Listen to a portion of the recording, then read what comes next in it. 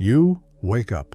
No disaster, no chaos, no one screaming your name. Bills are paid, the fridge is full, you've got a job. Maybe even someone who says they love you. So why does everything still feel dull? Why is there a weight in your chest that never lifts, even on your best days? Why do you feel numb when nothing is wrong?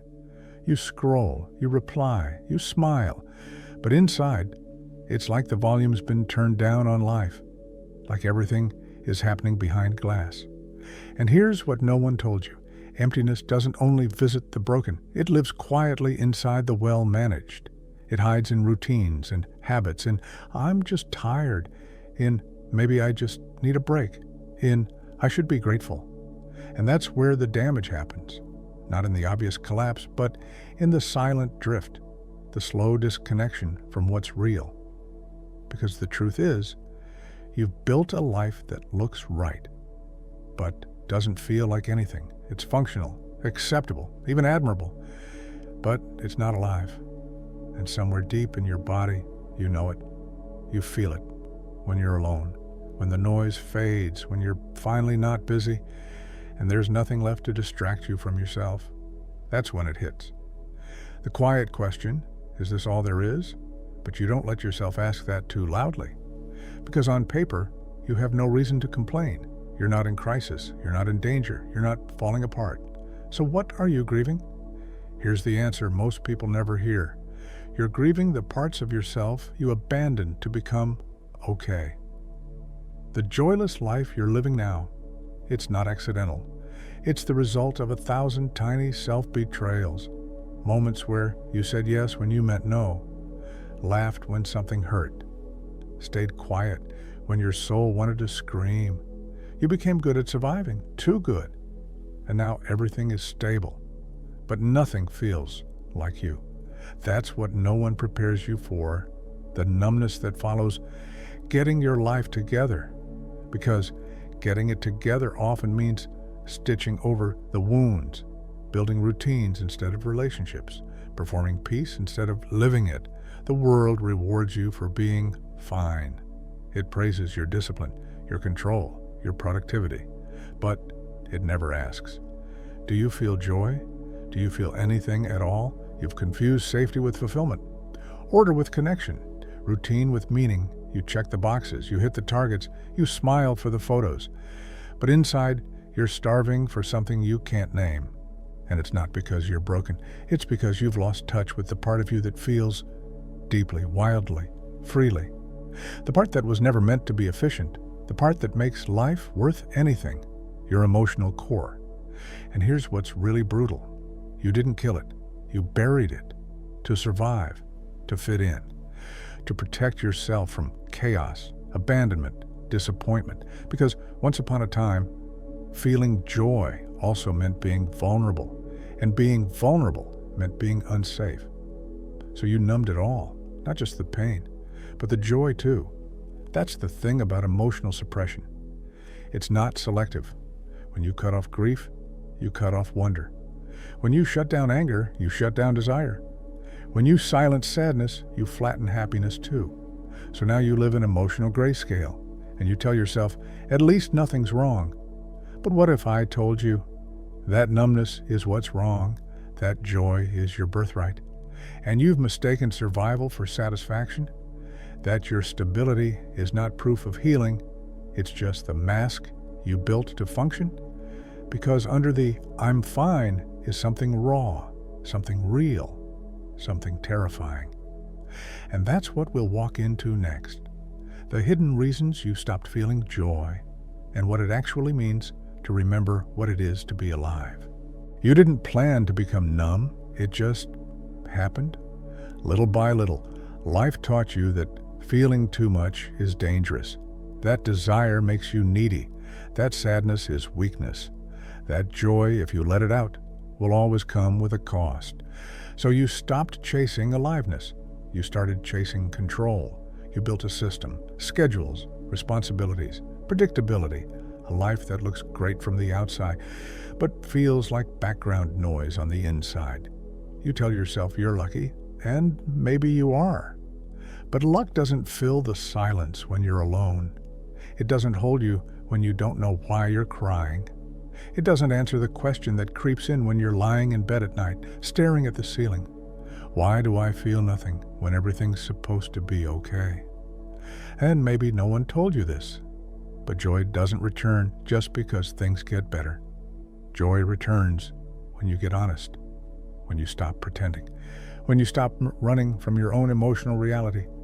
But that honesty is terrifying, isn't it? Because if you admit that you're numb, that you feel disconnected, then you also have to face what you gave up to get here.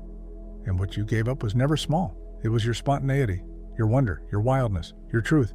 You gave up the parts of yourself that felt too much for the world, the parts that were told to calm down, grow up, get over it. So now, instead of living, you manage, you optimize, you perform.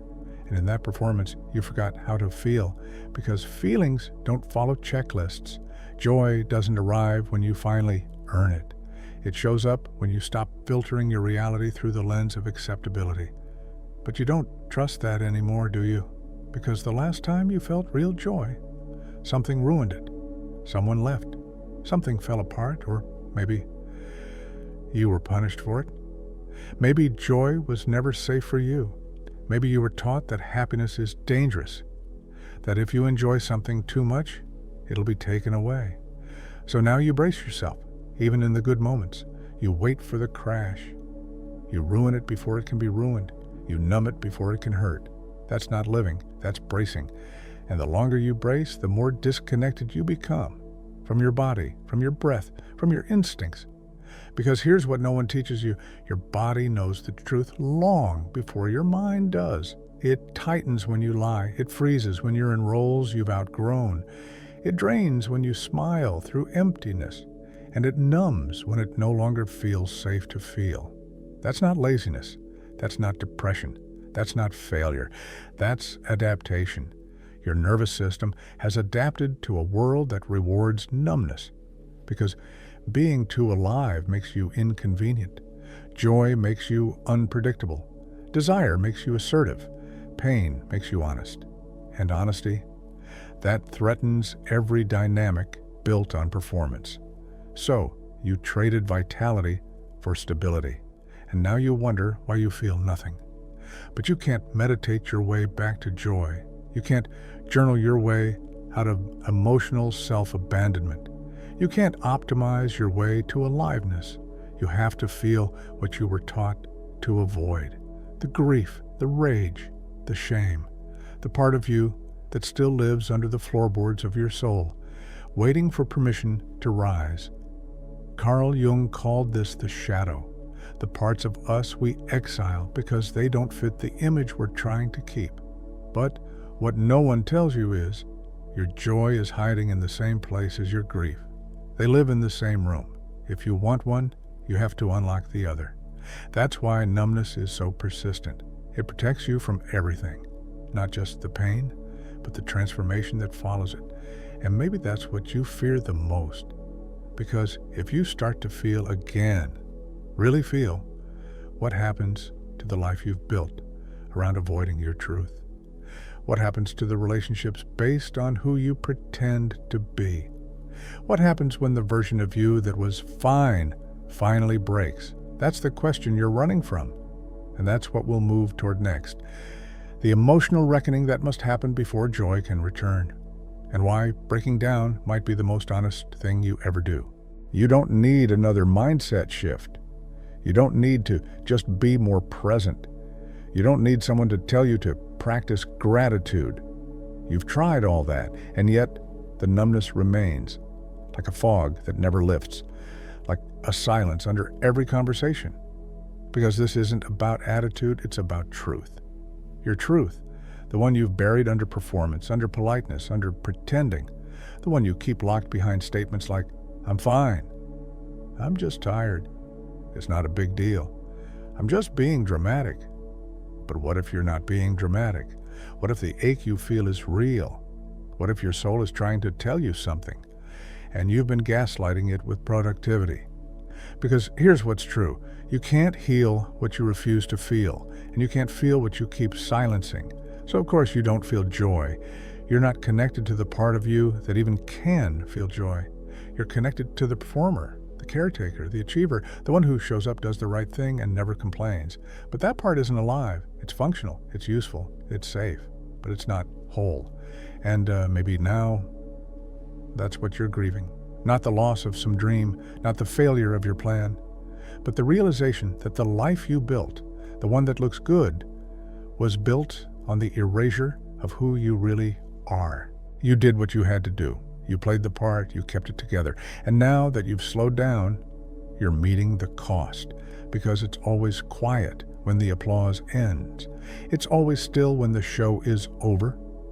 And that stillness, it forces a question. Who am I when I stop performing? The truth is, most people don't know, because their entire life has been a reaction, not a creation, a defense, not a desire. You became who you needed to be to survive. Now you have the space to become who you really are, and it terrifies you. Because real joy doesn't come from achieving. It comes from alignment. It comes from living in truth, even when that truth is messy, even when it makes other people uncomfortable, even when it breaks the roles you've been assigned. But you've spent so long in those roles, you forgot what it feels like to be free. You forgot what it feels like to laugh without fear, to speak without shrinking, to want without apologizing. You forgot what it feels like to take up space, to exist, not as a version of yourself, but as the whole thing. That's where joy lives, not in the highlights, not in the wins, not in the comfort of doing things right. Joy lives in truth. And if you've been numb, it's not because something's wrong with you. It's because you've been conditioned to abandon your truth, and you were so good at it, you didn't even notice it was happening. You smiled when you wanted to scream. You agreed when you wanted to walk away. You laughed at things that made your skin crawl. You made yourself smaller, more digestible, more pleasant. And now the only thing you can feel is nothing. That's the cost of emotional exile. That's the toll of being good. But here's what's worse. No one ever comes to save the numb. You don't get interventions. You don't get attention. You don't get concern. You get praised. They say, "You're so calm. You're so low maintenance.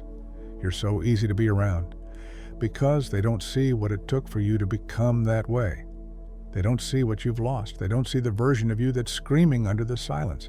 And that scream, it's not asking for more success. It's not asking for more approval. It's asking for something much harder. Let me be real, even if it makes others uncomfortable, even if it breaks the image, even if it means starting over. Because if you want joy back, you can't fake your way there. You have to get honest. You have to get raw. You have to get messy. Joy doesn't live in perfection. It lives in presence. And presence, it only returns when you stop abandoning yourself for the sake of being acceptable. That's what you have to choose now. And it won't be clean. It won't be pretty. But it will be real. And real is where joy can finally come home. You don't feel joy because you've never been taught how to hold it. You were taught how to hold it together, how to hold your breath, how to hold your tongue, but not joy. No one sat you down and said, "This is what it feels like when you're alive. Don't run from it."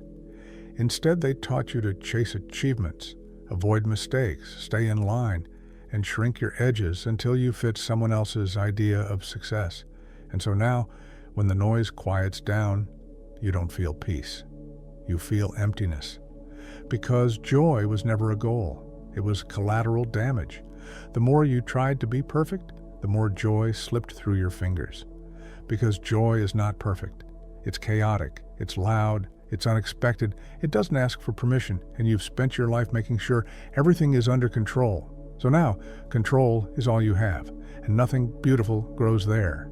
Control is sterile, joy is wild, and maybe, finally, you're realizing you can't control yourself into joy. You can't organize your soul. You can't schedule aliveness. You have to feel your way there. But that's scary, isn't it? Because to feel joy again, truly feel it, you have to risk everything you've built to protect yourself from pain. You have to soften, to open, to trust, not others, yourself. To trust your body when it says yes, to trust your intuition when it says no, to trust your emotions even when they don't make sense. Because joy doesn't come when you finally Fix yourself. It comes when you stop treating yourself like a problem. You've tried being hard on yourself, tried numbing, tried ignoring the ache, and it's still there. Because the ache isn't weakness, it's wisdom. It's trying to lead you back to the part of you that still wants to live. The child who laughed too loudly, who danced before they learned shame, who cried when they were hurt, not because they were dramatic, but because it hurt. That part of you never died. You just buried it under responsibility. You told yourself, I'll come back to me when things are stable. I'll feel later. I'll rest when I deserve it. But there is no later. There's only now. And now is screaming for your attention. Because the longer you ignore yourself, the more the numbness spreads, not just to your emotions, to your relationships, your work, your dreams. Everything becomes muted when you don't let yourself feel. But here's the part no one talks about. Joy is a skill. You have to relearn how to hold it, how to trust it, how to let it live in your body without bracing for it to disappear, because maybe it will disappear. But that doesn't mean it wasn't real. That doesn't mean it wasn't worth it. You're not protecting yourself from pain. You're protecting yourself from life. And life will not wait for your readiness. It will knock once, then break the door down, then leave you behind if you refuse to answer. This is your invitation to stop numbing, to stop managing, to stop surviving a life that was never meant to be lived on autopilot. Joy is not the end of the road. It's not a reward. It's a compass. And the more you follow it, in the smallest moments, in the quietest ways, the more you begin to return to yourself. It won't happen all at once. Some days you'll still feel nothing. Some days you'll want to go back to the numbness, because numbness is safe. Joy isn't. Joy breaks things. It demands truth. It exposes what you've outgrown. And if you let it, it will change everything. That's the risk. That's the promise. So no, you're not crazy for feeling empty. You're not broken. You're just waking up. And waking up is painful. But it's also the moment you begin to remember you are still here. You are still breathing. You are still capable of joy. Not when everything is perfect. Not when you've earned it. But now. Now, when you choose to stop performing. Now, when you let the mask fall. Now, when you finally say, I want more than just being okay. And you do. You want more. You were made for more. Not more stuff. Not more validation, more aliveness. And that starts not with another goal, but with a whisper. Feel this right now, even if it hurts, because on the other side of that feeling is the joy you've been missing, and it's not out there. It never was. It's been waiting for you, right where you left it, inside your truth.